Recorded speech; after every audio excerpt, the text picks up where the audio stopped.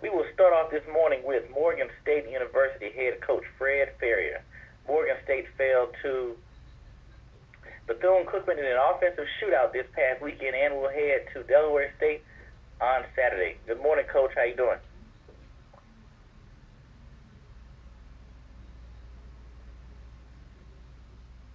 Good morning. How are you? We're fine, Coach. Talk about last week's game versus Bethune-Cookman, as pretty much the difference in the game came down to two early scores in the third quarter. Yeah, we did some things in that game where, there's some lapses for us where, we give up some big scores and it makes a difference in the game. Really, the first key score was a score we gave up right before the end of the second quarter to end the first half. We had to lead 14-13 and then have a mental bust really in a 2-minute situation where we let a guy get behind our coverage and create a big play where they have an opportunity to score late in the half. And instead of us getting out of the half and going in up 14-13, we end up going in down at the half 20-14, and then they come out and score right away in the third quarter, which now makes it a 2-score game. And the thing I will say is our kids fought back, continued to compete, and we found a way to kind of get going running the ball, and one of our running backs, Erik, had a big day, and it ends up you end up losing by I think 13 points, and we get a touchdown call back and miss 2 field goals, and there's your ball game right there, coupled with a couple of mistakes that we make on defense, and we're in the game, have a chance to compete and have a chance to win the game, and we got to find a way to make a couple more plays. Bethune-Cookman is a very good football team. They're very well coached. Their quarterback took advantage of every mistake we made in our secondary, and that's something that, we got to do a better job coaching up, making sure our kids understand what we want from them, how we want them to execute it, and be able to, get guys tackled and get them on the ground. So our kids play hard. It was a game where I felt like we had some opportunities to make a couple more plays, and we got to find a way to make those plays to have a chance to beat good football teams on the road. Thank you, Coach. We'll now open up the call for questions from the media. Ladies and gentlemen, to queue up for a question, please press 1-4 on your telephone keypad. We do have a question from the line of Mike Engleman with Baltimore Sun. Please proceed with your question. Coach, Morgan and Delaware State are a couple of 1-8 teams playing Saturday. What's at stake here? I think for us, each and every week we're trying to put our best team on the field. We're trying to get better every week. I think in some areas we are getting better every week. For us, the goal is to go out and go 1-0 this week, to play our best football of the season, to get our offense moving and generating points, and to get our defense to become a little bit more stingy and prevent a few more points. So the goal for us is to get better, to get our kids in the best position to be successful, and for them to keep believing in what our process is and our program, and just keep taking strides to become a better football team. This is a losing season for the Bears. Is it a lost season? I think there's positive in everything that we do. Over the course of the season, we started out really struggling on offense, and I think, since about week 4, we've got a little bit better every week on offense, to the point where the last couple of weeks we've had over 500 yards. A couple of the last few weeks we've had over 500 yards. Each of the last 3 or 4 weeks we've been over 400 yards on offense. And, we started out early in the season where our defense was doing some really good things, and, we've lost some guys and had some guys banged up with injuries, but those guys are understanding what we want. And I think there's some incremental improvements. We've just got to find a way to where our offense, our defense, and our special teams are playing well at the same time. We've had a couple different games where we get 2 block punts, a block field goal, and some big plays in special teams. So the goal is to keep finding ways to improve, to keep finding ways to get our kids to compete for 60 minutes, and to keep trying to find a way to get all 3 of those phases to play well at the same time instead of at different times. Football is a game of 60 minutes. You can't have lulls in there where you're not playing well for certain amounts of times, because that's usually when big plays happen for the other team and you get yourself in a position where you're unable to win football games. So I think there's some things that we're building on. We're going to find a way to make sure our kids are believing in our process, believing in our program, and continuing to do the right things off the field. So, regardless of the record is important, but we're making strides in a lot of areas, and we're continuing to make improvements week to week, and that's something that, I think our kids have been really good about. They're going out, they're competing every week, they're not giving up, they're coming to practice with great attitudes and great mindsets, and that's part of life, and everything you do at times there's going to be a difficult time in there, and we got to find a way to keep them positive, to keep them working, so that we can work our way out of that disappointing time and get to where we want to be, where instead of being 1-8, we're 8-1. And I think that time is coming. Our kids are going to keep working for it. We're going to keep coaching for it, and we're going to keep taking steps towards that goal. Over the course of the whole season, you've only been outgained by like 160 yards total in offense. Yet there's only one win to show for it. That's kind of weird. Yeah, I think our offense has gotten better each week. We've got to, again, the biggest difference is just finding a way to have all the phases play well at one time, which we haven't really been able to do. These last few weeks we've been banged up on offense. We haven't had a starter from early in the season play in the secondary in any of the last two games, and guys are going in there, they're doing the best that they can, and we're trying to hold on as much as we can, and those guys are getting better and putting us in a position where we're close, and we got to find a way to make one more tackle, get off the field one more time on third down, and get off the field without giving up a score in some situations. But those are small things that at some point in time we'll look back and figure out. At the end of the day, the goal is to score one more point than the other team. We haven't done that. We're going to continue to work towards that, and with the guys that we got, we're going to keep trying to coach those guys up, get them better, and get them prepared to go out there and play their best game of the season against Delaware State on Saturday. Eli started last week. DeAndre came in. It's the same as it was the week before. Who starts this week? We'll go through practice with those guys. The thing in this game, Eli went in and early on hit a big play in the first couple of plays, and then missed a couple of throws, was late on a couple of throws, and we had already had a plan that we were going to play DeAndre some just because of the options that he gives us running the ball. And when DeAndre went in, we just were moving the ball a little bit better, a little bit more fluently, and I just decided to stay with him. And he did a good job. We didn't, no major,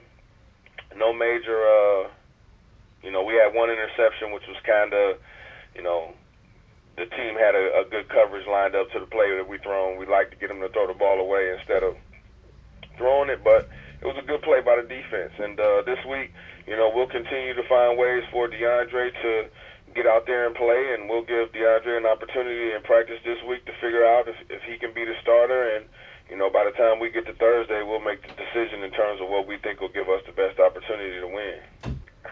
Coach, talk about Erik and that performance, the 200-plus yard rushing performance. Is that it's attributed to the offensive line getting healthy, or you saw that coming all year in terms of his production?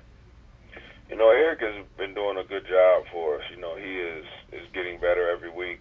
Part of that, like we've talked about the last few weeks, our offensive line is getting better. Those guys, we're playing with the same offensive line for 3 or 4 weeks in a row, whereas, we got a couple of those guys injured in the first game, and then for the next 4 or 5 weeks we didn't play with the same starting five.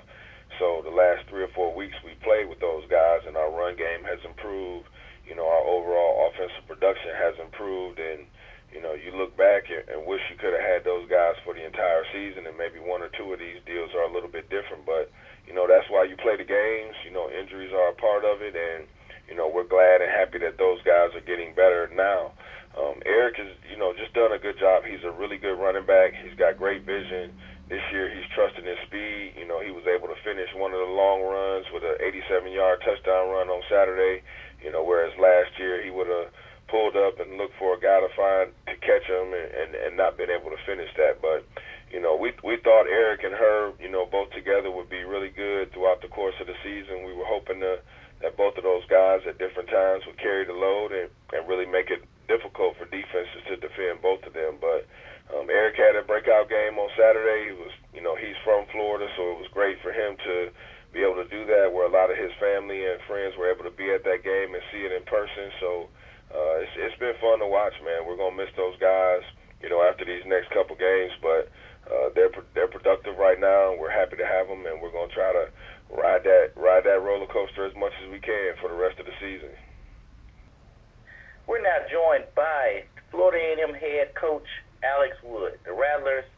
fell to Howard this past Saturday and are off this weekend as they will return to action on Saturday, November 18th versus Bethune-Cookman in the annual Florida Classic. Good morning, Coach. How you doing? Morning, Ryan. I'm doing good. How are you? I'm fine, Coach. Coach, what stood out about your team last week in terms of their play once you got back and reviewed the game film? Well, we got off to a good start. First 4 possessions offensively, we were able to put points on the board, so we were encouraged by that, obviously. And then, the second half was a tale of a different story, obviously, 2 different outcomes. We got ourselves back into some penalty issues and drive-killing issues with penalties and field position, which assisted Howard, obviously, to help them put points on the board and then obviously supersede our point spread during the course of the game, and obviously that means they won. That means they got more points than we did. So that was disappointing the way the second half went. Did some good things, but they got overshadowed by the things that I just talked about. And you have a week off coming up, and obviously the Florida Classic is coming up right after that. Just how will you approach the bye week in terms of will you focus more on rest, or you just continue cleaning up things to get ready for the season finale?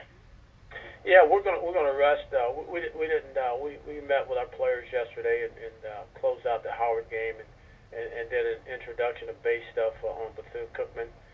We'll lift weights and roll out today. Soft tissue roll out for our players today, and then we'll practice Wednesday and Thursday this week, and then head into the weekend, and then obviously continue to go preparing for Bethune-Cookman starting next Monday. Thank you, Coach. We'll now open up the call for questions from the media. Please press 1-4 if you have any questions.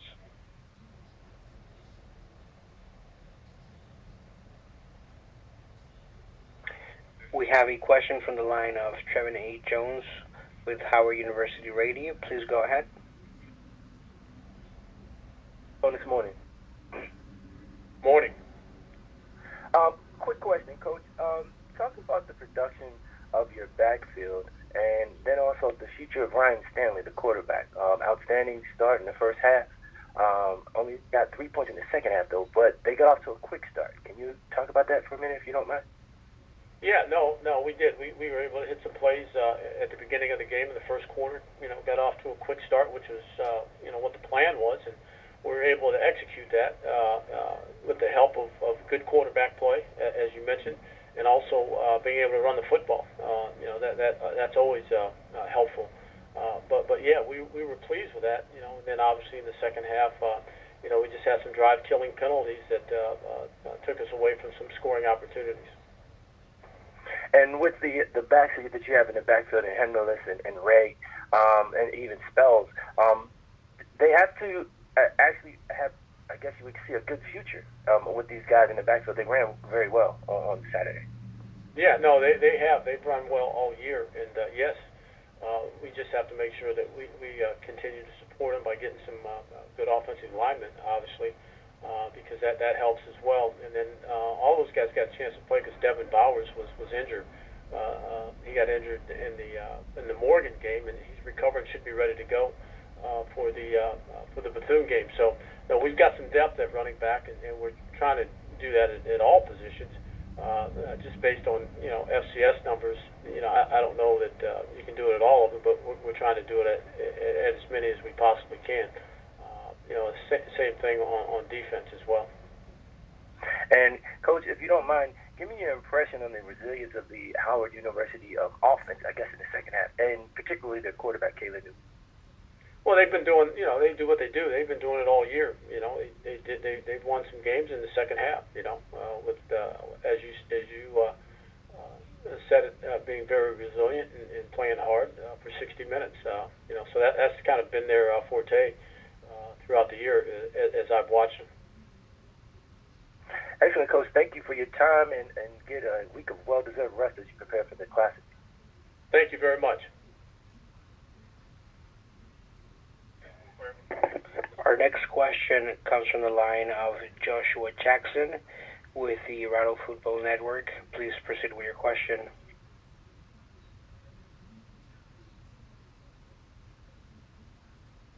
Coach Wood, good morning. How are you doing this morning? Morning. How are you? Doing well, doing well. It just seems like this week's game against Howard has been kind of a microcosm of the entire season, where just Florida A&M is having some difficulty putting together two halves of football. We saw a great first half, as Trevin said a few moments ago, from the offense. Saw some defense make a couple of stops, and you had a 10-point lead. But excuse me, it seems like right after that Hail Mary touchdown that Howard had to close out the half, it just seems like the momentum of the game kind of changed into the direction of Howard. They went down by 3, came out of the locker room, scored a touchdown, and it just went downhill from there. It's going to be more notice going to be placed this week, especially going into the Classic against a team that Sammy's had trouble beating over the past few years. You got to be on. I know a lot of the talk has got to be about being able to put together two good halves against a very good Bethune-Cookman football team. No, that's exactly right. In this league, obviously, I think that's true. That in any team that we play, or any of us in this league, it's fairly even, match. There's parity. So you got to be on your game every week and play 60 minutes of football and good football. I mean, you can't shoot yourself in the foot in that second half and expect good things to happen for you. So yeah, we have to do better, obviously, and that's the plan and that's the focus as we prepare for Bethune. At the beginning of the year, at the coaches luncheon up at the preseason, I should say, coaches luncheon up in Norfolk, you talked a lot about your special teams unit. You talked a lot about what Khalil Clark was hopefully going to be able to bring to the football team this year. He's had some disciplinary issues this year, but just kind of talk about the emergence of Yahia Ali over the past couple of games. He's been really doing very well in the kicking game. He connected on a career-long 42-yarder last week against Howard. He had a slow start to the season. There haven't been too many field goal attempts. Kicking has pretty much been an adventure for the Rattlers this season. But kind of talk about the emergence of this young freshman and how you think his progression is coming along here as the season goes along. Yeah, he has. He's been working at it, and his work is starting to pay off, based on circumstances, he gets an opportunity. One other guy's, misfortune is another guy's opportunity, and he's taken advantage of it, and we're glad that he's had that opportunity. It's unfortunate, like you said, Khalil's had some issues, and he's trying to get all those things squared away, but really the focus here is on Yahia, and he's done a good job. And then you look at Antonio Miller. Unfortunately, had a penalty last week. Got ejected from the game as a result of a targeting penalty. Has there been any updated to his status as what his status is going to be coming into the Florida Classic next week? I placed a call yesterday just to make sure we're all on the same page. But his happened in the first half, so he should be okay to go against Bethune. Next up, we have Bethune-Cookman University head coach Terry Sims. The Wildcats defeated Morgan State this past Saturday and heads up to North Carolina to face North Carolina Central on Saturday. Good morning, Coach. How you doing? Good morning, Ryan. I'm great. How are you? I'm fine. Coach, talk about last weekend's game as your team took control in the second half against Morgan State. Well, I don't know if you can say took control. I'll say this. Morgan State is a good football team. They have some weapons. The backup quarterback that came in, he's definitely a threat. And, both of their tailbacks are good football players. So we knew we had to deal with those guys after watching them on film. We knew we had to have a plan for them. We still let 3 runs get out the gate for way too many yards. But, you're going to get that. You're going to get that in this league because you have a lot of good football players in this league. But, we went in at halftime up, knew we were getting the ball back in the second half, and we had to score fast. We knew we had to get on the board and get some points fast because we knew Morgan was coming back with another punch. And that's one thing you can count on with Coach Farrier and his group. They're not going to give up, and they didn't. Those kids played the whole game. And looking at the makeup of their football team, I think that they're going to give some folks some problems. I mean, I know he has some seniors that he's going to miss, but he's doing it the right way. So yeah, we as you say took control of the game, but I don't know if it was ever just totally out of reach, because up until their last possession they were still threatening. So I think it was a good football game. I think it was two good football teams and two football teams that played to the end. Thank you, Coach. Talk about this week's game versus North Carolina Central, as history suggests this will be another close, hard-fought contest. Talk about the Eagles from what you've been able to observe so far. Well, I know they have three talented backs. They have a quarterback, a freshman quarterback who he can throw the ball and he can also make plays with his legs. So I know we have those guys to deal with on offense. They have two receivers that they like getting the ball to. And we know we're going to have to stop all those guys. We know we're going to have a plan together to stop them. Defensively, they've always been stingy. They've always been a defense to make it hard for you to gain yards and make it hard for you to score. So we understand what we're up against. We understand that it's going to be a hard-fought game. We understand it's going to be tough. But, we wouldn't have it any other way. We want to go out and put a great product on the field and, make sure that our guys understand the importance of this. And I think after the last couple weeks, they do. They understand what we're in and what we have to do to be successful on Saturday. Thank you, Coach. We'll now open up the call for questions from the media. Once again, to queue up for a question, please press 1-4 on your telephone keypad. We have a question from the line of Trevin A. Jones with Howard University Radio. Please go ahead, sir. Coach Sims, good morning to you, Coach. How you doing this morning? Good morning. How are you? I am well, sir. One question, Coach, but it's a two-part question. 7 is a big number for North Carolina Central and Bethune-Cookman. If you look at the losses between these teams, it's a matter of 7 points or less, where you both could have undefeated records at this point in the season. Do you see any similarities between the two teams? And the second part of the question is, what aspect of the game, special teams, defense, and offense, do you think will be key to be successful? Well, to answer the first part, I see a lot of similarities, and our teams have always had some similarities.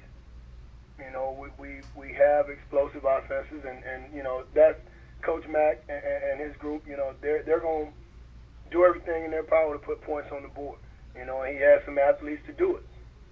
And defensively, I think we both have aggressive defenses. So, there are some similarities. I think we go about things a little different, but at the end of the day, I think, the numbers end up about the same. And when you talk about us really being 7 points and, away from being undefeated, I think you can look at a lot of teams in this league and say that's why you have to make sure you're ready to play each and every Saturday. I think looking at North Carolina Central right now, the turning point in this football game is going to be special teams. I think both offenses will do what they need to do. I think both defenses will play well. It's going to be a team that comes out on top in the special teams units that will end up taking this game. That's just my honest opinion. I believe that, and we're definitely making sure that our unit is up to par this week, because we know we're going to be in for a dogfight. Appreciate your time, Coach. Good luck to you this weekend. Not a problem.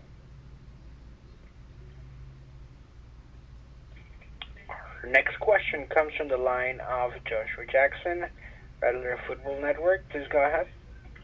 Coach Sims, how you doing this morning? I'm excellent. And you? Doing well. You said a few moments ago about your team being 7 points away from being undefeated in MEAC play, but you've been a battle-tested team. You've won a few close games on the season, and now you've won the past couple of games in the row. Do you feel like your team is beginning to catch their stride, beginning to hit their groove as you hit the last couple of games of the season? Yeah, well, I think we're getting guys in the right places, and guys are doing the things that they're coached to do, and I think that's been the turning point for us. Just eliminating penalties, which we still need to cut some of those off, but I think for the most part we're not having drive killing penalties. So I think we are turning the corner. I think our team is finally starting to understand who we really are. And hopefully that lasts for these next 2 football games. And Coach, your senior quarterback in Raeburn, who seems like he's been at Bethune-Cookman forever, it's starting to come down to his last couple of games in a maroon and gold uniform. Just talk about the importance to him of him to your program and what he's meant to your program over the past couple of years. Well, Larry's meant the world to us, and he got his start in the Florida Classic a few years ago. He scored a 2-point conversion to win the game, and since that day, he's been a mainstay in this program. He's a mature guy. He's a guy that approaches the game the right way, and he wants to be good. So I think anytime you have a guy that's a leader that he wants to be good, and he holds himself just as accountable as he does anyone else, and I think that's important. So having a guy like that, at your quarterback spot and leading your football team, I don't think you can go wrong. And watching Bethune-Cookman over the past few years, one thing we know that you guys do very well is run the football. You've got 3 tremendous running backs back there running the ball for you: Michael Jones, Jamarius Tompkins, and Pough. Their growth in this running game and just making one of the most potent running attacks in the country, not just in MEAC football, has really helped you guys to be very successful. Let's kind of talk about the running game and how that's helped you out over this season. Well, having 3 guys, and we actually had a 4th guy the last 2 weeks, Cameron Rigby, who's another guy that is taking some carries for us. Those guys are doing a great job, and they're all 3 different guys. All of them have a different skill set. Mike is more of our slasher and our home run guy. JT's our zone guy, and Tupac's the downhill guy. So I think having 3 guys like that with 3 different skill sets, and none of them are selfish. They're all guys who want the other guy to do well, and I think that makes our program run a lot smoother, because you don't have the infighting in there with everybody wanting the ball all the time. They go out and get their job done, and they play well. We have a question from the line of Luke Williams with Black College Sports Page. Please go ahead. Hey, Coach Sims. Good morning. Good morning, Lou. How you doing, my man? I'm hanging in. What do you think's been the key to Central finishing games so strong? They've won a lot of games this year with a lot of new places, new guys in place. They won a lot of close games down the stretch. When you look at what they've done, what do you think has been the key to them being able to finish and win a lot of those close games? Focus and discipline. When you watch the close games that those guys have won, that you can see the focus. You can see how their team reacts to adversity.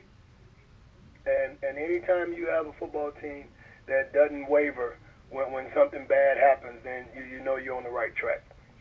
So I think that's been the biggest key, to those guys being successful in these last few close games. And is that something, obviously across the board, is that also something that's been key for you when it's been there? You've accomplished and won those games, and when not, you've kind of faltered. That's correct. That is definitely correct. The one game I think that we kind of didn't continue to stay focused was up at A&T, and you can't do that against a good football team. because they're going to come out on top. But I think the last few games that we have been successful, our guys have had tremendous focus, and we finished. And I think that's something that you have to continue to do, and definitely in this conference you can't relax and let up. You have to finish. And we have finished these last few games, and it's allowed us to be successful. I think you've already talked about it, but Larry Brim probably had one of his best games last week, even though he had plenty of very good games. Is he, even at this late stage of his career, is he still starting to impress you and improve in terms of what you've seen from him before? No question. And what a lot of people don't realize, and Larry, he's a graduating senior in our School of Business, and Larry has to get a lot of film work on his own. He leaves practice early one day, he comes late the next day, so he has a lot of work to do to get himself prepared for games, and he's taking that upon himself to do that. So I think he's continuing to grow, even though it's the end of the season. He's doing a phenomenal job of preparing himself and making sure he's continuing to get the film time with the receivers and the backs and even with the O-line to make sure we have everything right when we touch the field on Saturday. We're now joined by Delaware State head coach Kenny Carter. Delaware State fell to Savannah State this past weekend and will host Morgan State on Saturday in Dover. Good morning, Coach. How you doing? I'm good, Ryan. How are you? I'm fine, Coach. I felt like I asked the same question last week when we talked about your game last week versus Savannah State. But let's talk about the game this past week coming down to big plays on special teams in the fourth quarter. Yeah, that's really the difference in the game. We made mistakes that we normally don't make. We had because of the injuries, we had a couple guys that had to do some things that they normally don't do, and it hurt us. And so when you continue to make young mistakes like that, you're going to when you keep doing the same thing over and over and over, you're going to get the same result. So we just got to hopefully the course of these last 2 years, we will reap the benefits from that going into the next season and finish up strong in these last 2 games to get ourselves where we need to be. Well, speaking of finishing up strong, you have Morgan State this week coming to Dover to talk to battle you, and they're kind of coming off a similar contest like you all, where it was back and forth, but 1 or 2 big plays was the difference. Talk about the Bears and what you've seen on film. We're a mirror image of each other, and the season is kind of going the exact same way.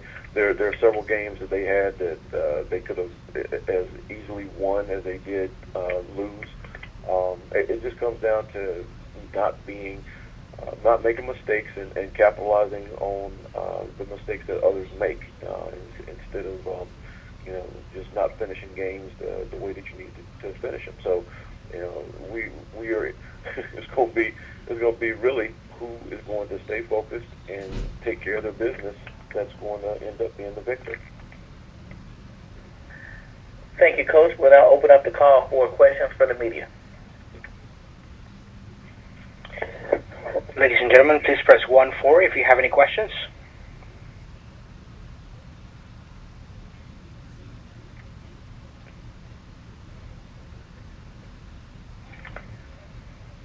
There are no questions at this time. Coach, talk about the play of your freshman Devin Adams last week as he led the team with 14 tackles and 2 forced fumbles. Devin's he's a really good football player. We're very happy to have him. He's a dual sport guy. He'll also play baseball. He had a really high ranking. Probably has a chance to end up getting drafted in baseball after he plays his freshman year in college. He's very, very talented. We love the enthusiasm that he brings to the game, and to have that much productivity this year as a freshman, as a true freshman, at the inside linebacker position just tells you what kind of an athlete he is. So we think he'll continue to develop as the years go by. And with the way this season's going in terms of how the little things are directly impacting the season, how do you apply those moments when you're in the classroom just trying to teach the guys about the process as a whole? Well, we've had 2 years of basically the same thing, and what I mean by that is having to play all the freshmen that we played last year. They're playing as sophomores, but then we're having to still play a lot of freshmen this year because of the multitude of injuries that ended people's seasons early in the year. We lost 7 starters in Game 3, as I told you before, and so when you're playing 3 freshman offensive linemen, we all know that freshman offensive linemen in this league are not ready physically nor mentally to play, but we're forced to do that. And so you're gonna suffer the consequences of having to do that. But when it's all said and done, at the end of the year, going into the spring, going into next year, we're going to have great experience that's really going to benefit us. And lastly, just talk about any experience. So you had once again, you received production. There's another guy, last name Colley, at the receiving position. That's a name we haven't really talked about. It's another one that guys that stepped up. So just talk about the strong future you have from guys who have been able to step up at any moment's notice. Well, Quan has actually had some explosion plays throughout the season. He had a really nice touchdown catch against West Virginia. He's had some other deep balls in other games during the year, and even in the Delaware game. There's been several games he's had that. So we are very excited about where we are at the receiver position, and we have 2 guys that we'll have next year that just add to that position group. And we're going through. Obviously, nobody likes to have the kind of seasons that we've had when it comes to wins and losses, but the foundation that's being built, we're very excited about and look forward to getting to where this process is not as painful when it comes to wins and losses. We are now joined by first-year Howard University head coach Mike London. The Bison defeated Florida A&M this past Saturday and will return home to host Norfolk State University this Saturday. Good morning, Coach. How you doing? Good morning. I'm doing well. Coach, last week your team battled back after an early deficit to pull off the win at Florida A&M. Just talk about the game from your perspective. Yeah, first of all, I'm so happy for the players. I thought they did a great job of being resilient and just and battling back. We scored 20 points in the first half. They scored 23 points, and we ended up scoring 17 in the second half, and only gave up 3 points. So it's just kind of a testament of just you go on the road, you play a good team. It's a great venue there, Florida A&M, with good players, and have an opportunity to capitalize on some things that for explosive plays and players that made individual great stops. And so it was critical for us to finish the game. And that, I've said all along, we played pretty well in the second half, and particularly the fourth quarter. This game was also indicative of that. But it's hard to win football games, and we're in uncharted territory right now as a program. But the resiliency and just the mindset of the players has been very positive. So we're thankful to come out with a victory at Florida A&M. Now we have our last home game to honor and recognize our seniors here when Norfolk State comes to town. And speaking of on the offense side of the ball, your offense has a catchy nickname I've heard several times, but I'll let you tell me what is the official name. Let's talk about the offense, and especially with Kalen Newton coming off a national FCS rookie performance. Talk about how has he been able to make that offense go? Well, that's something that players and coaches came up with. Go-go. I don't really think they know what the go-go style is, but it sounds something fun.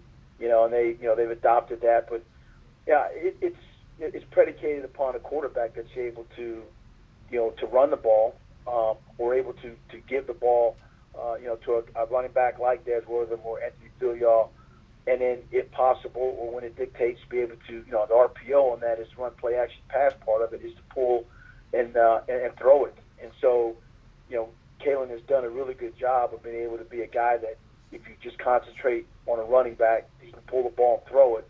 And if you try to stop him, then, the aspects of, based on what coverages are showing, of the ability to throw the ball to a designated receiver. So, he's been able to just, kind of run the offense, in a way that allows us to utilize playmakers there. So, like I said, he's done a great job of that thus far. We need to continue to keep, executing some of the things that can make it go even better. But right now, I tell you what, he's a fun player to coach.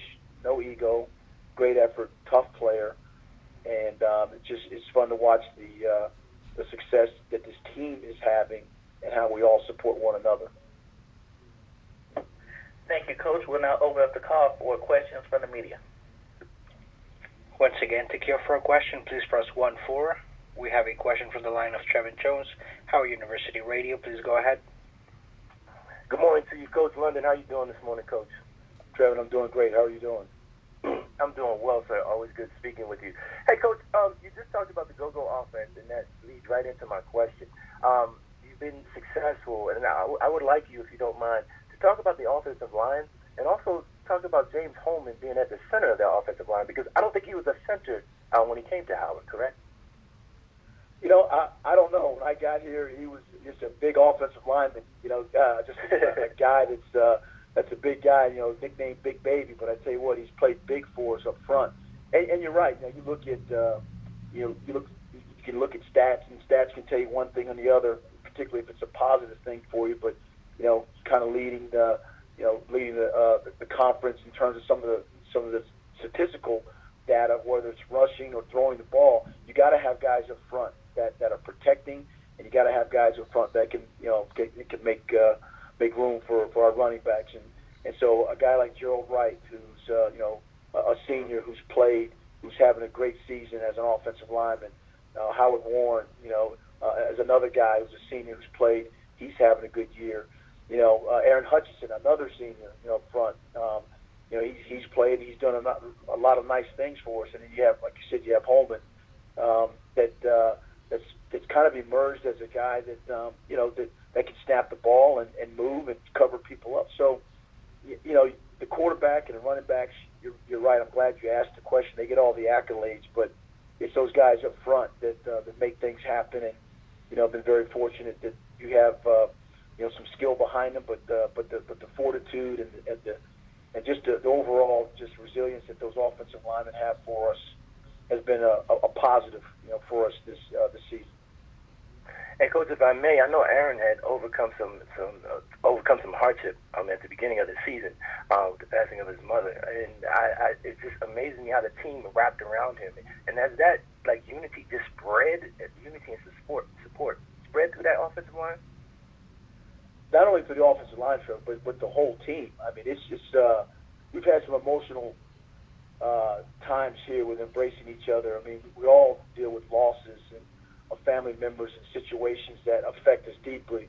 And when you have a teammate or people or friends, people that you say you love and appreciate that can surround and put their arms around you, that means a lot, And so we've had our like everyone, we've had our share of our players losing some loved ones here, and I know other players, other teams have had the same issues. Our hearts and prayers go out to everyone.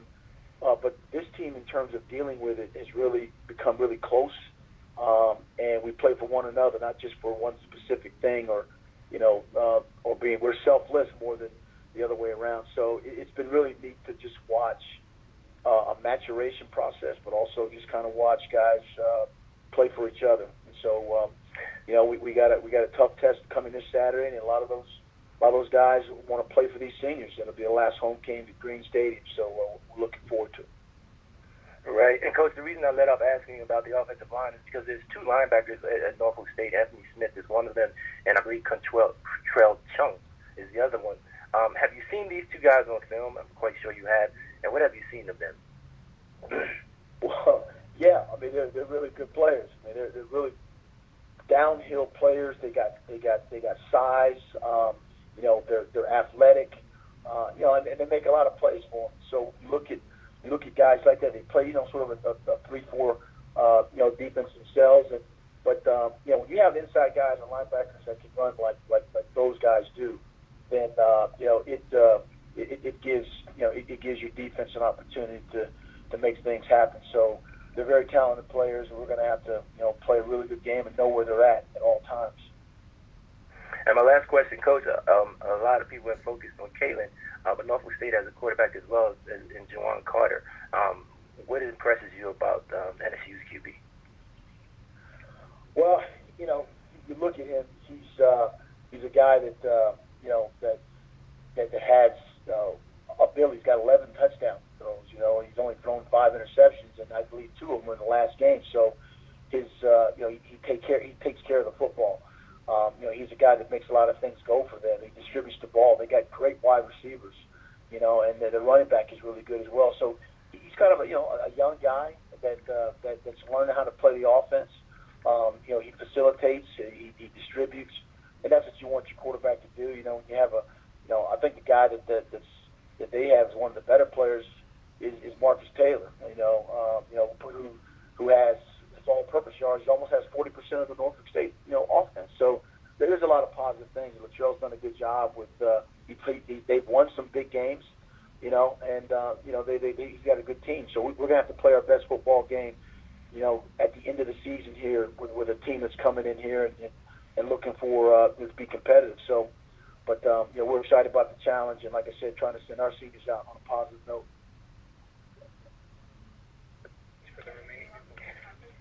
Our next question comes from the line of Luke Williams, Black College Sports Page. Please go ahead. Good morning, Coach London. Good morning, Luke. Your quarterback, Kalen, has already broken the Howard single-season total offense record. He's actually shattering it, almost 300 yards per game. And you talked about how much fun it is to watch him. What is the area of the game that you think he can even improve upon in terms of in even playing better? Well, I mean, when you run an offense that we do with the RPO part of it, the run, the play action pass, the decision to pull it and run, when things happen.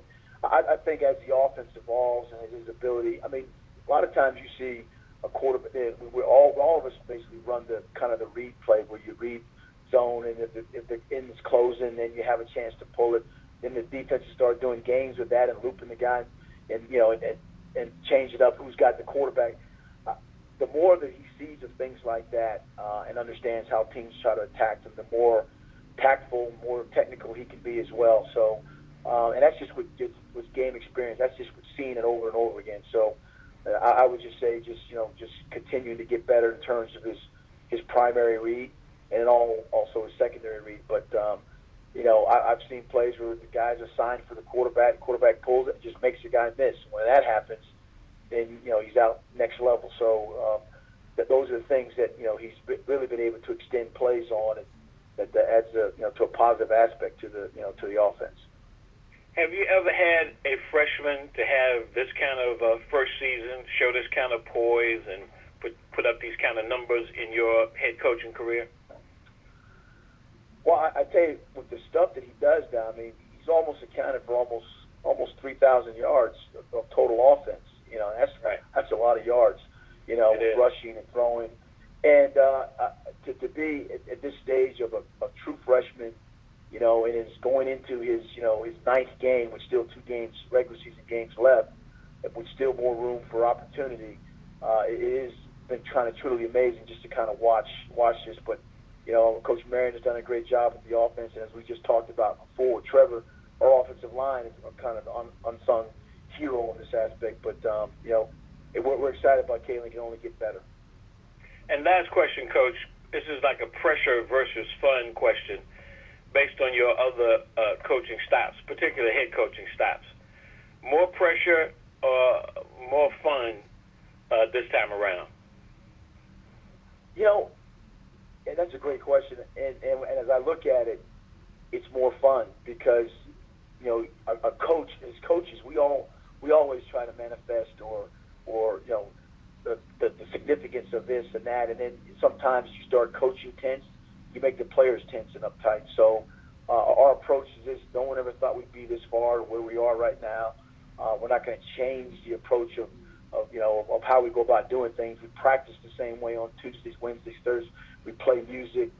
There's a lot of things we do. Our kids come around the office and just hang out, you know, with the coaches and stuff like that because we're just more than just coaches. So the atmosphere is going to be the same.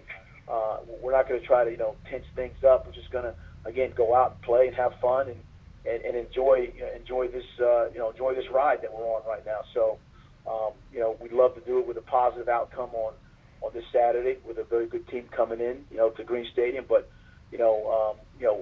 this has been a really positive experience for a lot of people involved with the program, and we just want to continue that opportunity as the last two games, regular season games, unfold. Next question comes from the line of Joshua Jackson, Rattler Football Network. Please go ahead. How you doing this morning? Doing great. Good morning.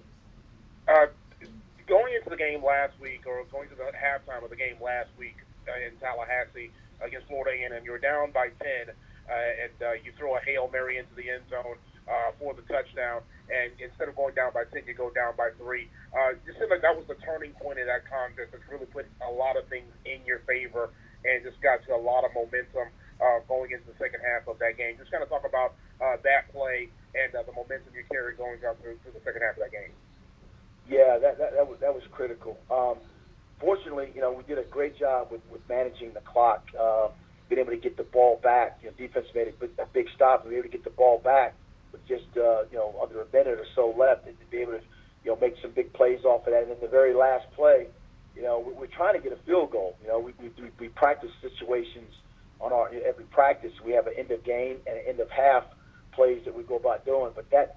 At the point when we were on the field, it would have been maybe too long of a field goal. So with 8 seconds left, we treated it like it was a Hail Mary, last play. And our guys, go back and you watch film, they did a great job executing where they need to be, position themselves, and even the secondary receivers in case the ball was tipped. But Kyle Anthony and Ezra were able to – actually, Ezra took it away from Kyle Anthony and came down with it in the end zone. That was huge because we would have went down 10. But as a result of that, we were down 3, and then knowing that we were going to get the ball back, you know, the third quarter was something I think, as you alluded to, it just kind of started a pendulum that just we kept the momentum going after that. And you guys put up 565 yards of total offense against a good Florida A&M defense, who are top 10 in the country in passing yards. So you put up 294 yards through the air against a solid Rattler defensive back secondary. Just kind of talk about that, and just seems like, you know, as you said, Izzard and Kyle Anthony were just machines out there on the field, especially on third down, finding as Kalen was able to find them for safety valves and, you know, keep drives alive. Just kind of talk about that aspect of being able to convert on third down and the amount of yards you were able to put up against the Rattler secondary. No, it's always critical. We didn't do well the previous game in our third down situation. I believe both teams were 7 for 13. But the one significant thing defensively, they were 0 for 2 on fourth downs. So, and that's critical, you know, in terms of turning the ball over and the position of the field position of the ball. You're right. The defense was very good. You know, they got good corners. You know, guys that can rush the passer, and you know, the ability to score 17 second half points, and our defense only giving up 3. You know, that was critical. Just kind of finding that groove, you know, as far as what works, who's doing well, and just trying to exploit some things that we saw as a second half adjustment. So it's a total team effort. You know, we're going to have to continue to keep, you know, playing, football, team football, as far as all 3 phases, because as I said, I believe Norfolk State has very, very good players and a quarterback that's, you know, kind of reminds me of our guy. That's a young guy, but their number 5 is a dynamic player, and so we're gonna have to tackle better. We didn't do a good job of tackling in the first half, but did much better in the second half. So again, it's been exciting. fun to watch this team thus far, but we still got a ways to go as we approach the latter part of the season. We're now joined by Norfolk State University head coach Latrell Scott. The Spartans fell to North Carolina A&T State this past Saturday and will hit the road to face Howard on Saturday. Good morning, Coach. How you doing? Good morning, Ryan. How about you? I can't complain, Coach. Coach, could you just recap last week's game versus North Carolina State, specifically the play of your team in the first half toward the end? Well, I thought we battled in the first half to make it a game. But as I told people last week, A&T's as good as advertised. They're fast, they're physical. They've been together for a long time. And they gave us more than we could handle on both sides of the ball. So you have to credit Coach Broadway and his team, for being the better team on that particular day. But obviously, we did some things to give ourselves a chance early. And, we couldn't convert some opportunities in the second half to keep ourselves in the game. And, anytime you give up 14 points off the turnovers, it's going to be tough to beat a good team like that. And then J.T. Wahi had a pretty good game as he picked up 2 passes along with the 9 tackles. Just talk about his play last week. Well, JT's, one of the better corners in the conference, and he's played like that all season long. He's been a guy that has continued to grow and mature. Started about 6 games as a true freshman last year, kind of picked up where he left off this year, and then we looked to JT for leadership. And this week you head up to Washington, D.C. to face Howard University. Talk about the Bison from what stands out on film. Well, it's an amazing job what Mike's done. Obviously, Coach Brown's doing a tremendous job with their defense. They've got an offensive coordinator that is very creative with his formations, and and any time you can take Anthony Filliard and not have to use him as much as the previous staff did, and you can still win. It tells you that you've got some talented players. I mean, obviously, their quarterback runs the show. They got a couple of backs that are very talented. Wideouts that can make plays. Defensively. Very very physical group up front. You can see the outgrow blueprint on Mike and Vince's defense.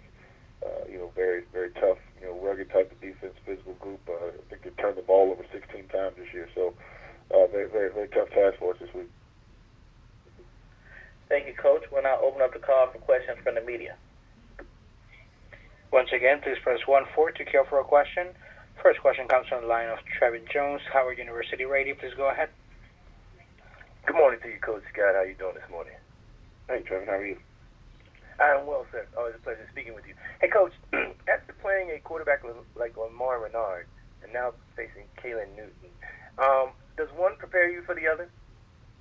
I told Lamar after the game last week, his progression, the first 3 years of his career is fun to watch. It's been fun to watch and develop, and he's turned into one of the top quarterbacks in this league. And obviously, when you see Kalen, you see a very very talented young man, very dynamic football player. We've got a good young quarterback also, but this kid is really winning games for them. Obviously, I think he's got about 800 yards rushing. He's throwing the ball, so he's doing a lot of things for those guys, and I think their offense goes as he goes. And Coach, when you look at the plus minus, the Spartans are plus 14, and the Bison are plus 5. But I noticed when it comes to the Bison, they've forced 12 fumbles, whereas the Spartans, if I'm not mistaken, your defense is 14 interceptions. Will that play big in this game? I hope it does. I hope they throw it to us. And hopefully don't turn it over. But obviously, any time that you can turn the ball over, you have an opportunity to win ball games. And as I said earlier, turning the ball over was something that we had not done, on a big scale. We turned the ball over twice last week, one for a pick six, and one that led to a touchdown. So obviously, in games like this, where you have teams that are fairly evenly matched, turnovers can play a big part. Our next question comes from the line of Williams, Black College Sports Page. Please go ahead. Good morning, Coach. How are you? Good, Luke. How about yourself?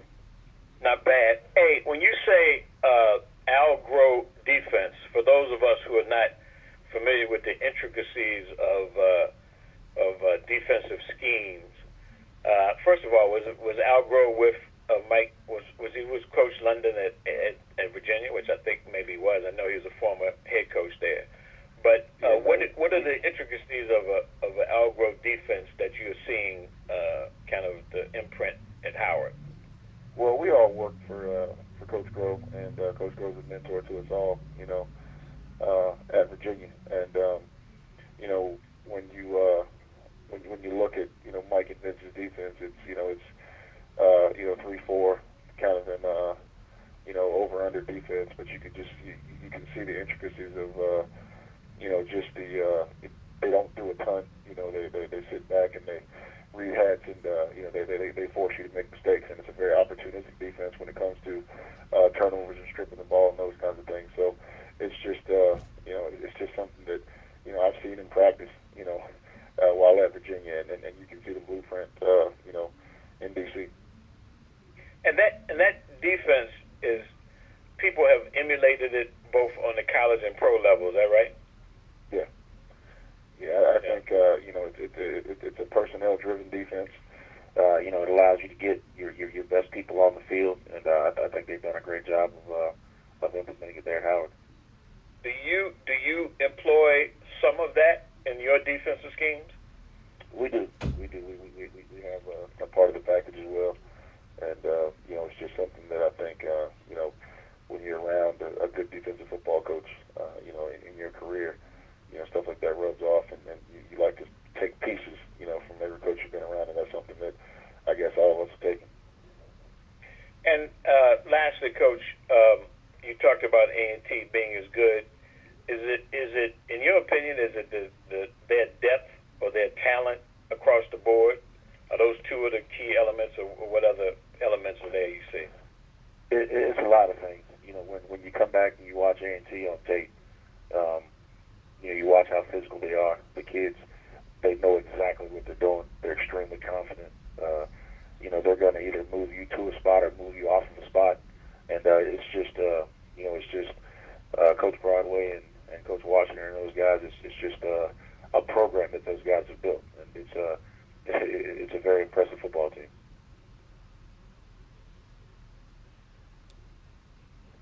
We're now joined by Hampton University head coach Connell Maynor.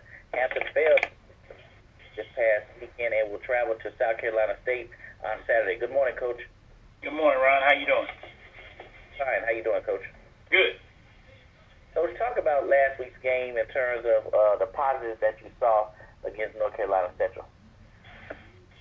Well, we have to start with the defense. Defense played. I thought defense played an excellent game.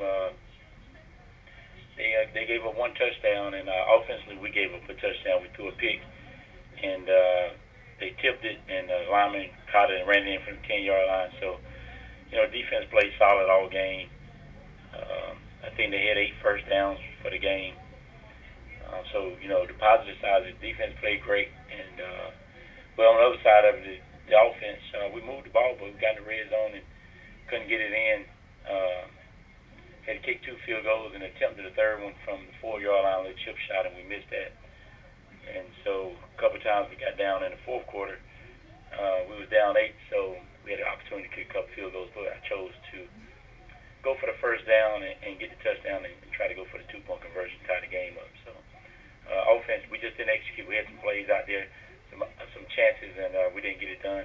Got to take my hats off to Jerry and Central. We knew they was going to come in here and fight. They 3-time defending champs. We knew it wasn't going to be no quit in them. We knew it was going to be a tough game, and that's what happened, man. When you're champions, man, you 3-time defending champs, you find a way. You find a way to win the game, and that's what they did. Thank you, Coach. We'll now open up the call for questions from the media. Please press 1-4 if you have any questions. First question comes from the line of Dave Johnson, Daily Press. Please go ahead. Morning, Connell. Morning, Dave. Hey, I want to ask you doing something on Bruce Perry. He's had an interesting career. Came in as a walk-on and has developed to where he is. I was wondering if you could sort of talk about how he's progressed for you. He's came along good. I thought he had opportunity last year to to win the starting job, and I told the coaches in camp to give Bruce a very good look. And he wound up not starting, but he wound up being a nickel back for us last year, coming in playing those guys in the slot on third down situations, and did a good job at that. And then this year coming into camp, we took another good look at him, and he wanted a starting job. And he's one of those kids that whatever you tell him to do, that's what he's going to do. He's going to work hard in the weight room and the film room, and he just works for everything he's got, and he's done everything we asked and a little bit more. So I with him where he came from, where he's at now, and he was a walk-on, and he's on scholarship now. So we will reward you if you deserve it. I was trying to remember my time frame here. Did you bring him in? No, I didn't bring Bruce in. He walked on, actually. So, yeah, he walked on under me, but he wasn't recruited. Right. Okay. Thanks. Yes, sir. Our next question comes from the line of Ty Miller, SBN Sports. Please go ahead.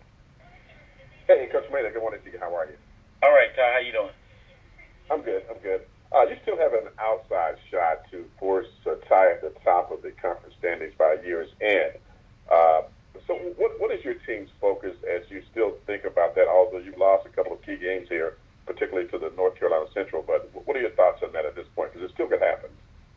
Well, control we can control, and that starts this week with South Carolina State. And if we can get that taken care of, then we got to focus on another rivalry game with Howard, and they're doing an excellent job. So we have to just control we control and win those two games and see where the chips may fall. It was a 5-way tie, 3 or 4 years ago. Highly unlikely this year, with the fact that Howard has to lose another one, Central has to lose another one, A&T has to lose twice. Or Central has to lose. No, Central don't have to lose. But highly unlikely, but it is possible. And so we just got to control we can control, tie, and win these next two. No further questions on the phone line. And lastly, Coach, before you go, just talk about this week's opponent in South Carolina State as you're on the road in Orangeburg.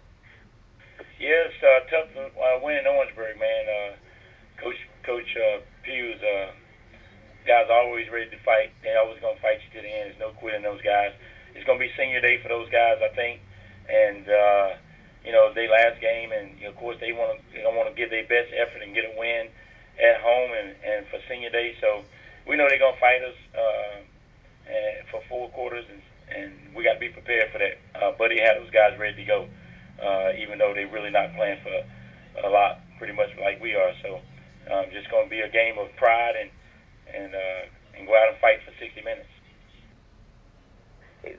We're now joined by Savannah State University head coach Erik Raeburn. The Tigers defeated Delaware State last weekend and will travel to North Carolina A&T State on Saturday. Good morning, Coach. Good morning. Coach, talk about last week's game at Delaware State. Did you receive a team effort in the win? We did. I thought we made some had incredible individual efforts in all 3 phases. Obviously, really great performance by our defense, led by Stephen Banks, who had four sacks. He recovered a fumble, hadn't intercepted a pass. Just had one of the best individual games of any player I've ever coached. Jamichael Baldwin, who's a freshman return guy for us in special teams, was actually the MEAC Conference Special Teams Player of the Week. He actually had 3 returns for touchdowns. 2 of them got negated with penalties, but he had a late kickoff return in the 4th quarter for a touchdown that counted and really helped secure the victory for us. And then our freshman quarterback, Devon Gibbons, I thought he had his best game. Had 126 yards rushing with 2 touchdowns, and then threw for 162 with the touchdown. So we played well in all 3 phases, but man, those 3 guys, particularly had really good football games for us.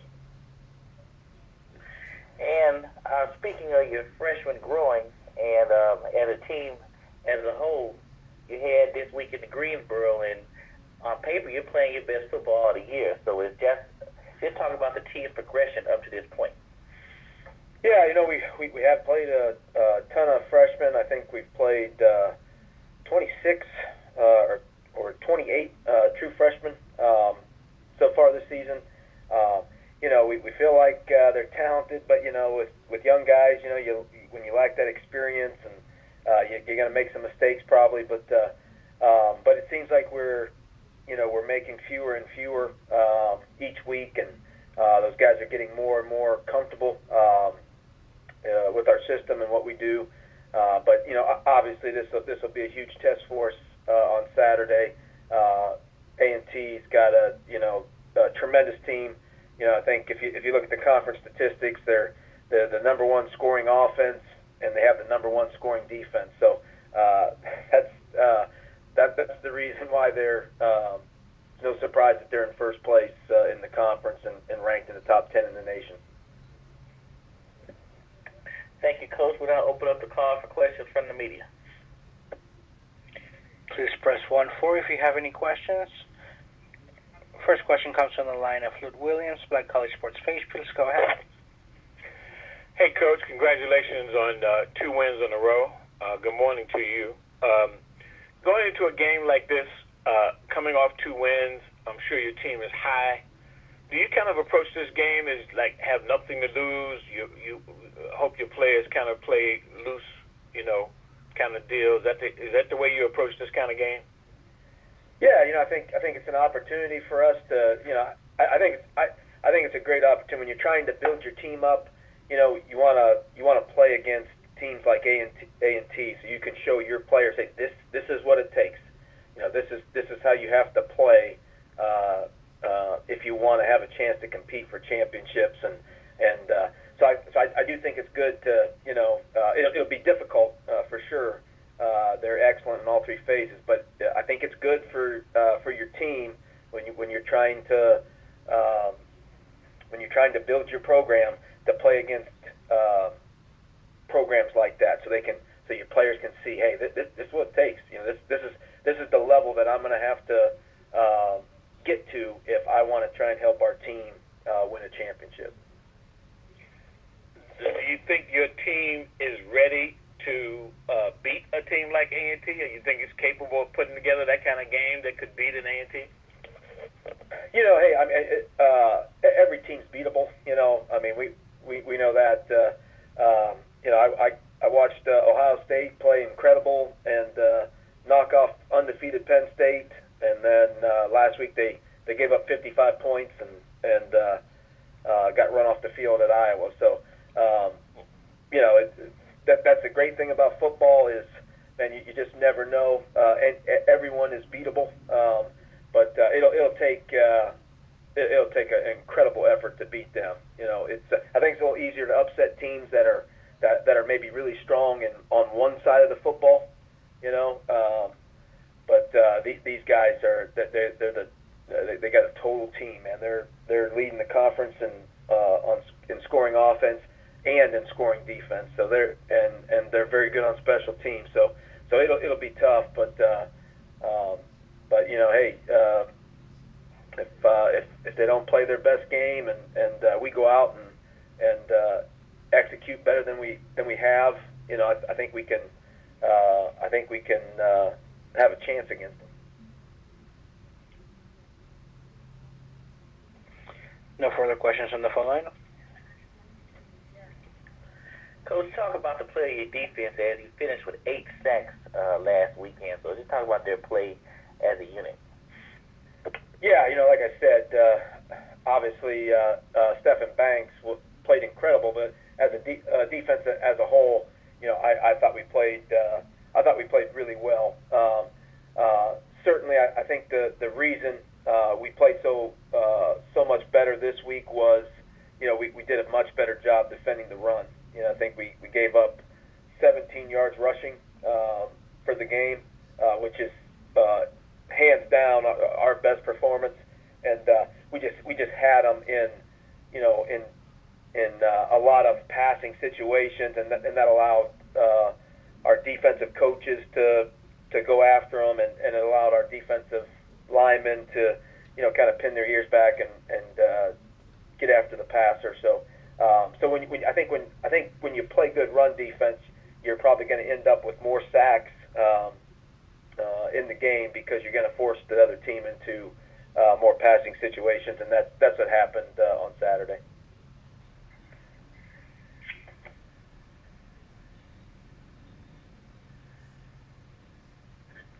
Our next call takes us to Orangeburg, South Carolina, as we welcome in head coach Buddy Pough of South Carolina State. South Carolina State was off last weekend and will host Hampton this Saturday. Good morning, Coach. Good morning, Ryan. How are you? Fine. How you doing, Coach? I'm good. Talk about the bye weekend and how did you take advantage of the time off? Well, we got a chance to get a little extra work in for Hampton. We actually got a couple of days off to kind of get away from it a little bit, and then from there we came back and did a couple of days of just kind of general overall preseason style kind of practice where we did some things to work on maybe some of our fundamentals and other kinds of issues. Kind of late in the year for that kind of stuff, but it also gave us an opportunity to try to fix some of those things before the end of the year. And then we worked with our young guys a bunch in the days that we had the bye week. So then, that gives us a chance to kind of see where those guys have gotten to develop to at this point. From there, we started working on Hampton and studying them some and trying to get prepared for them this coming weekend. Speaking of your young guys, Coach, this time last year you kind of had the emergence of Demontrez Burrows. Is there a young guy that's beginning to that's coming along strong right now that will look to have a bigger role as next season enters? You know what? We hadn't had a freshman skill guy to come on in a way that gives us some reason for hope that way. We've got a couple of linemen, defensive guys, that are starting to come on, especially in the special teams game. Chad Gilchrist and Cornelius Walker. Some of those kind of names are starting to show up, as pretty good players. We've got an offensive lineman that we starting to start now. He's a redshirt freshman, and from there, I think we just kind of trying to figure out, who can do what, as we get a chance to practice those guys now and actually take a look at them. And talk about this week's opponent in Hampton, as pretty much their last two games have kind of mirrored their season where they were close to victory, but for whatever reason didn't get it. So just talk about the Pirates this weekend. Their season, has been similar to ours, except for they've won more games. They're kind of still in the conference race of sorts, and still got a chance for a winning record if they win their last two games. But they seem to be at the end of games in that 2-minute drill, trying to get the ball down to get in to get it tied. I think they had almost the exact same scenario at Bethune-Cookman, where they missed a field goal at the very end that would have tied the game for us, and then they had an interception in the very last play of their offensive game against Central that would have given them a chance to go, into overtime also. So, they've had some hard times. I'm sure, when you lose those close games like we've both done, it takes a little extra bit out of you. But at the same time, we get up the next week and put that behind us and dust yourself off and get ready to go again. Thank you, Coach. We'll now open up the call for questions from the media. Please press 1-4 to queue for a question.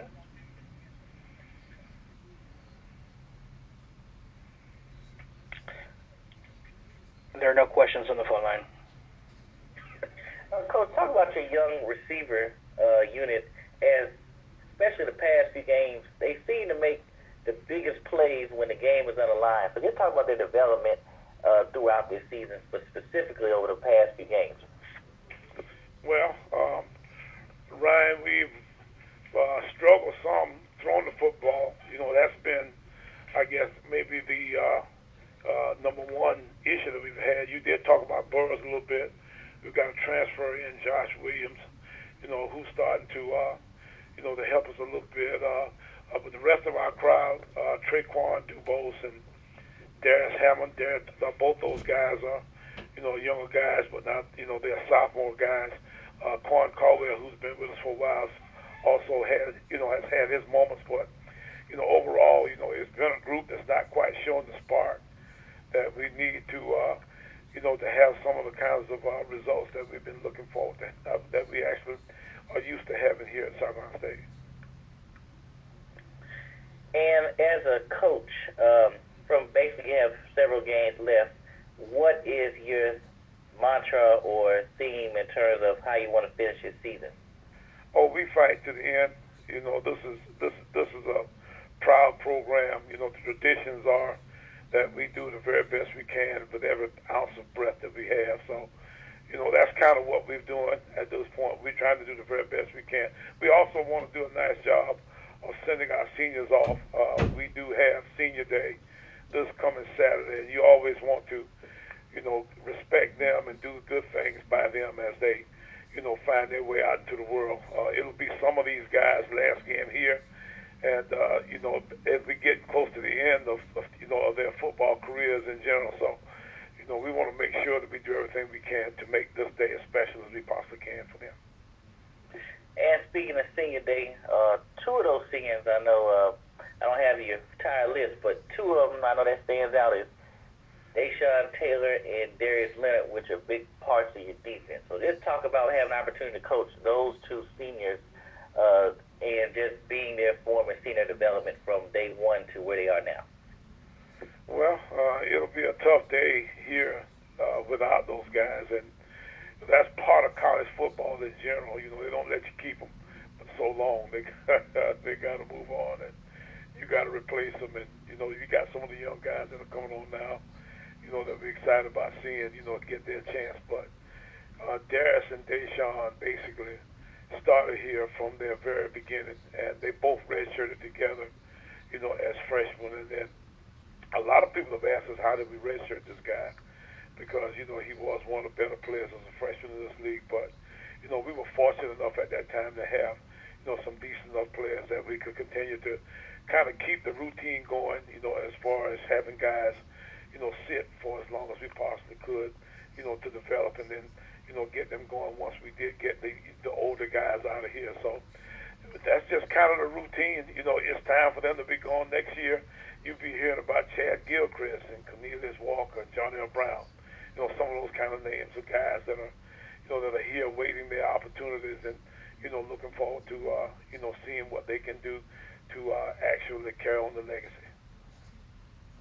And lastly, in terms of carrying on the legacy, player development is one thing I've noticed that you had a pretty good thing going at South Carolina State. Can you talk about, obviously talent has a lot to do with it, but talk about you as a coach in terms of developing NFL caliber players at South Carolina State throughout your time there?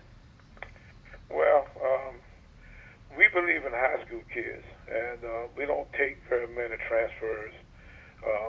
Most of the time, we have a guy here for a year or two before you actually get a chance to see him play a bunch. And, that gives us a chance to actually create a little bit of a pecking order of sorts, as guys wait their turn and work on up the depth charts that way. So, as you show yourself to be more trustworthy, if you show yourself to be farther along, as far as your development is concerned, then eventually you get your shot. And you just got to be, continuously working toward, being prepared. So when you get your shot, it's not, something that's going to be overwhelming that way. So, we believe in developing our young kids, getting them stronger. A lot of Darius Leonard was 180-some pounds when he got here. He's 230 now.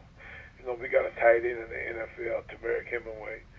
He's 250 now. Well, he was, 6'5", 185 pounds, when he got in here. So, that's just kind of our method. And, if you're going to continue to, keep a program going that way, then you got to have a surefire plan on how you acquire talent. And, if you can't go out and, and get in the transfer way. If you can't get the high-level recruits, then you better have another kind of way to get it done. And that's generally how it's worked for us, that most of our guys have been undersized guys that we've developed and gotten bigger so that they can eventually compete at this level. We are now joined by North Carolina A&T State head coach Rod Broadway.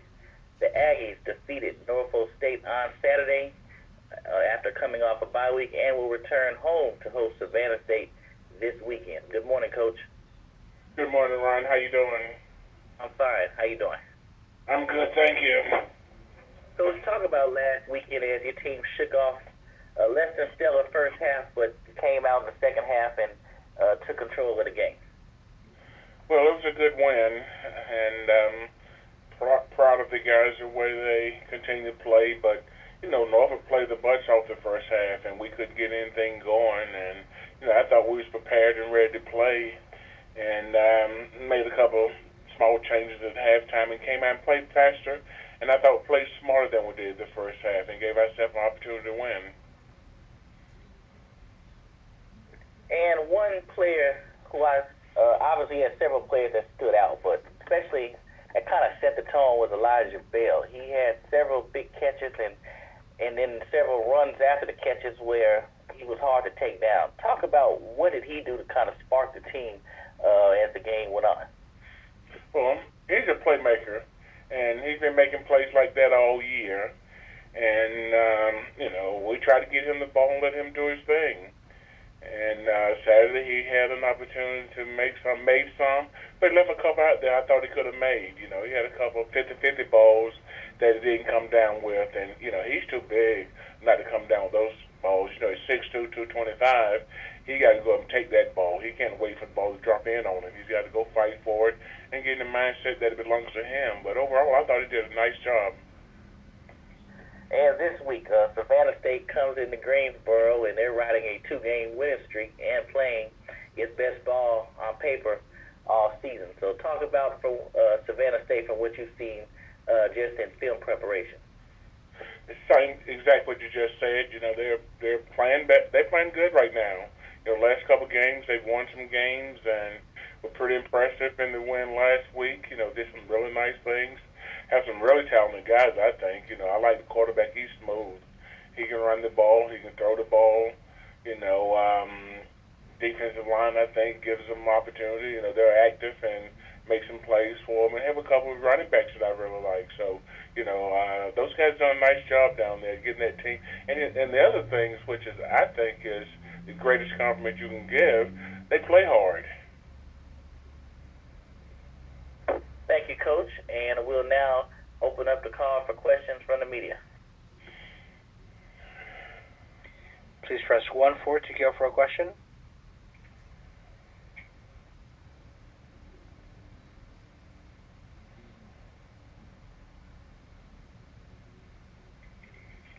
There are no questions on the phone line, sir. Coach, talk about one guy that stood out last week also was running back Markel Cartwright. He's had a quiet season as he's nearing 1,000 yards. Talk about, first of all, we all know who he had to replace, but then how has he handled those expectations and establishing a presence in the backfield? Well, we knew Cartwright was a good player. I'm surprised that he hadn't broken more plays or made more big plays, but he's powerful, he's downhill, gets his shoulder pass forth, and he's a punishing runner.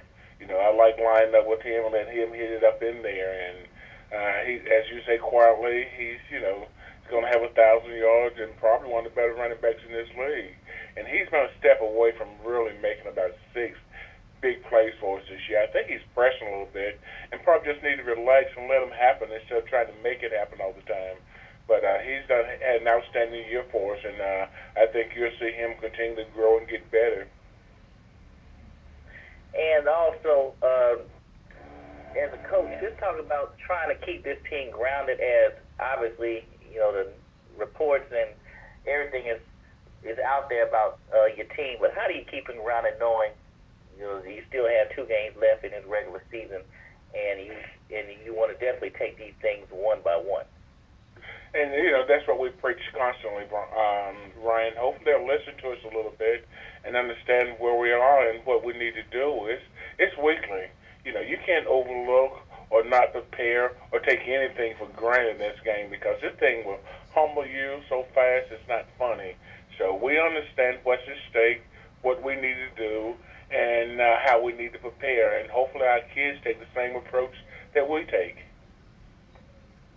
And you mentioned staying humble. Your quarterback, Lamar Raynard, didn't have the best game in terms of what we've been accustomed to, but he found a way to win. And just talk about how, as a player, how do you just talk about his positives and how he can make things happen, even though he may not have the best game statistically, but he can still find his way to win without putting up the stats that's needed. Well, I thought he played well. That interception one wasn't his fault, but I thought he played well. He's getting the ball out of his hand. He's getting us in the right play.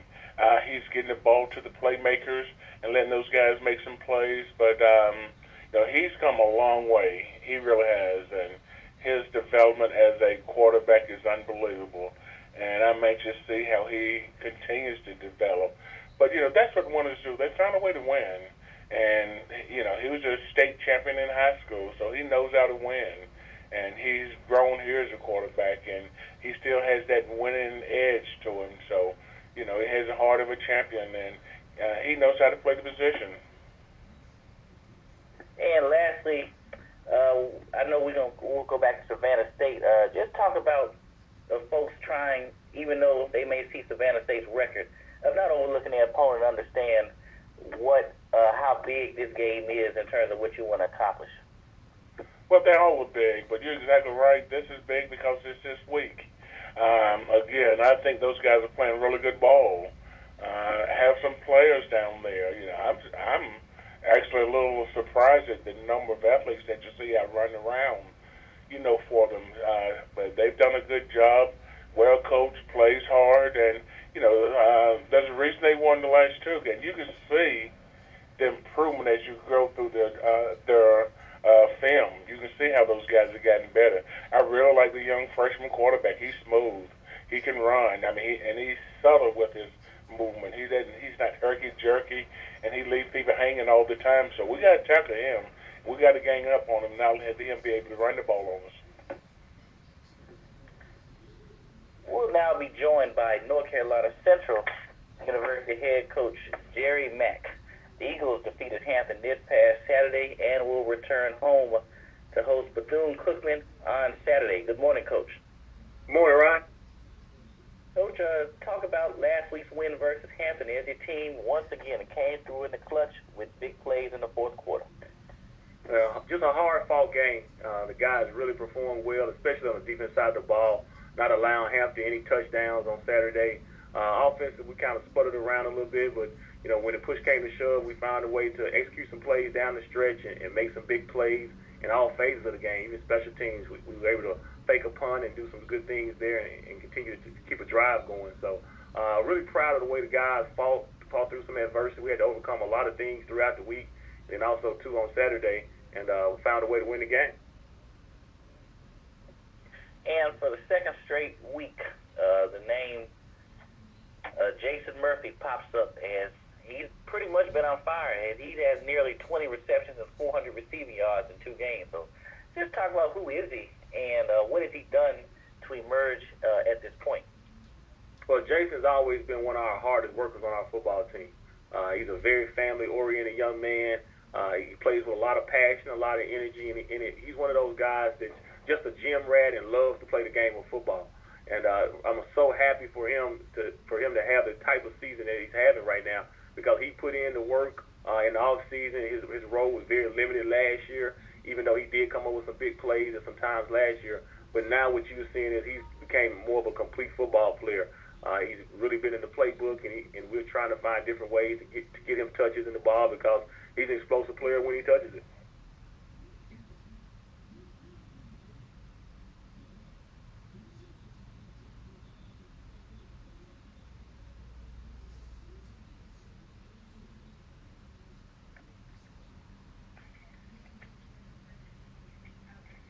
We do have a question from the line of Trevin Jones, Howard University rating. Please go ahead.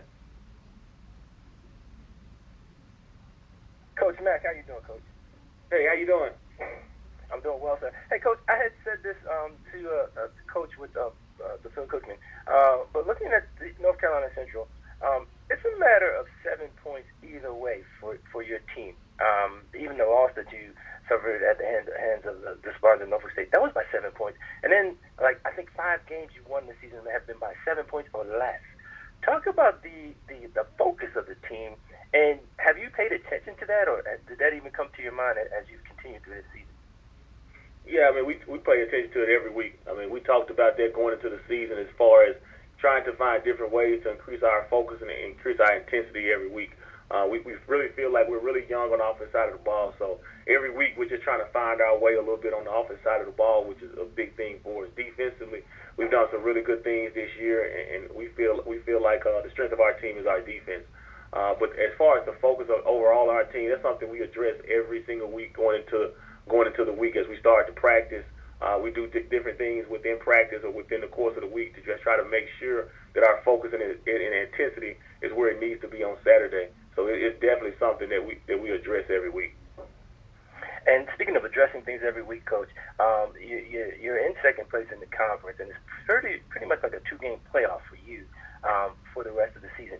Is that what you've said to the players, that even as you prepare for Bethune-Cookman and then have the A&T game after that?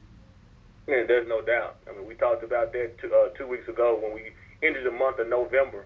It's basically like a 1-game elimination, almost like a playoff hunt. If you want to stay in the championship talk or you want to stay in the championship contentions, you got to take it 1 game at a time, and you got to understand that you have to get stronger as the season progresses. Everybody in the country is beat up or bruised or hurt right now, so we're not in any situation as far as injuries than most people in the country. You're gonna have to find ways to fight through and overcome. And 1 game at a time. We took care of Hampton last week, so now we got Bethune-Cookman on the docket, and we got to try to find a way to score a few more points than they do. And my last question to you, Coach: do former players like Malcolm Bell or Mike?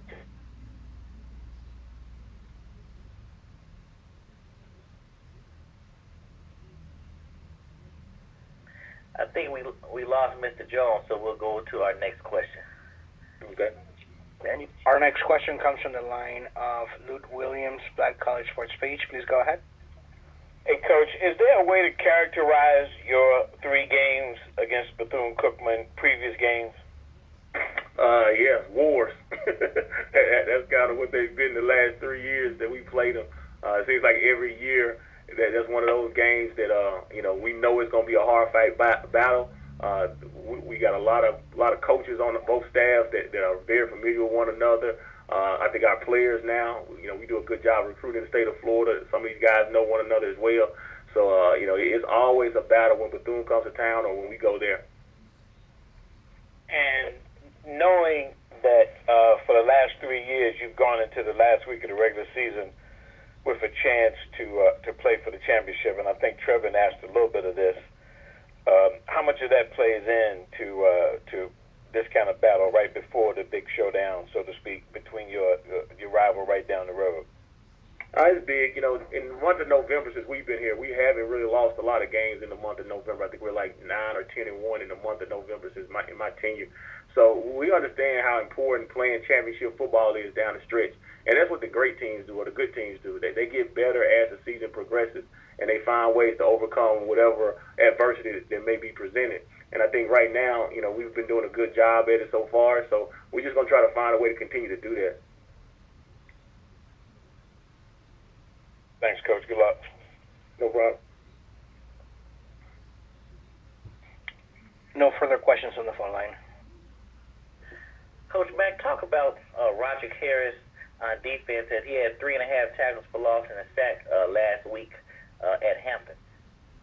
It's funny you say Roger Harris. We were just talking about him last night to the defensive staff. Roger's playing really good football this year. He's a young man. When we came in, he had to battle some injuries. He was a redshirt freshman, and you saw him get a little bit better every year. And finally now, he's a 5th-year senior. He's playing championship level football for us right now. And I'm so proud of him as far as what he has had to overcome as far as injuries and surgeries and things like that. to finally start to put some of those things that we've been preaching to him for the last 4 years all together this year. And he's probably playing at as high a level as any defensive player we got on the defensive side of the ball right now. And his play has propelled us to really come out victorious in not just last week's game, but also some games here this past year. And on the offensive side, this week, Isaiah Totten returned as your top rusher. But you mentioned last week is whoever has the hot hands who you ride with. So talk about how do you keep the guys who, if they're not the hot hand that week, how do you keep them ready to go knowing that they can get the call at any moment's notice? Well, I think it all just goes back to how we practice and what the philosophy that we preach throughout the season. As far as, we want guys to step up and we want people to understand what their role is on our football team. And, championship teams, people understand their roles and they accept their roles. And that's what we're trying to constantly continue to work to, trying to be a champion. And we want to always preach those kinds of things. We have 3 capable backs, to be honest with you, probably 4. We always talk about the Rail McClains and the Ramon Simpsons and even the Torrey Cottons. All those guys we feel like could play quality football for us. It's just, one of those years where it's Isaiah Totten's year this year. Who's to say what's going to happen next year or the year after? So, we're extremely proud of all those running backs and how they're coming in and they're making plays. And they play special teams as well. Ramon Simpson came up last week with a big fake punt, caught a pass and flipped the field and gave us a chance to try to get another score on the board. So they all have different roles on the team, and it just happened to be this year Isaiah Todd is playing at a very high level. And lastly, talk about, if you can, or how much can you? You started off with a junior college quarterback, and injuries paved the way for Chauncey Caldwell to step in. And so he had ups and downs with your offense, but your defense, did you expect at this point of the year that your defense will continue to play at this high level to the point that they're scoring points and making late stands as the games get crucial? Well, we thought in camp, as we start going against our defense on a daily basis in fall camp, we really felt like our defense had a chance to be really good. They were fast, they were physical, and I think I'm not surprised at what they've been able to do. I think the coaching staff, Coach Eastman and the defensive staff, has done a really good job of putting their personnel in position to be successful. So I'm really happy with what we've been able to do. I don't think surprise is the word. I always knew they had the ability, and I'm glad to see that they're playing to their potential right now. To hold Hampton to no touchdowns and just 2 field goals, and the week before to hold Delaware State to 14 points. The last 2 weeks, we've given up about 10 points, averaging about 10 points given up. So when you do those kinds of things offensively, you just got to go out there and find ways to manage games, and that's what our young quarterback has been doing a good job of. He's been doing a good job of managing games, and when it's his time to throw the ball or when it's his time to run the ball, he hasn't been turning the ball over, which is a good thing for Chauncey as well. So as a team, collectively as a team, we're finding ways as a team, special teams is included, to try to find ways to win games, and that's a compliment to our coaching staff. And before we close out, a similar question I asked Coach Broadway. You received good media coverage in your local market. How much do you try to keep the players from focusing on their own press clippings, or you're the type that you understand that everything is out there in this day and age of technology? Well, we try to talk about staying humble. You're never as good as they say, you're never as bad as they say. You're always somewhere in between. And I think if any team realizes that, it's our team. We've had a lot of close games this year. We've lost the game this year in conference. So we've had our pitfalls and we've had some successes as well. But we constantly preach to these guys about staying humble and just making sure that they take this deal one game at a time. Our league is a lot of parity in our league, and anybody can win on any given day. Even teams that come into a place that have won 0-1 games, they can always beat you. So we understand that, and we try to make sure we don't take anything for granted.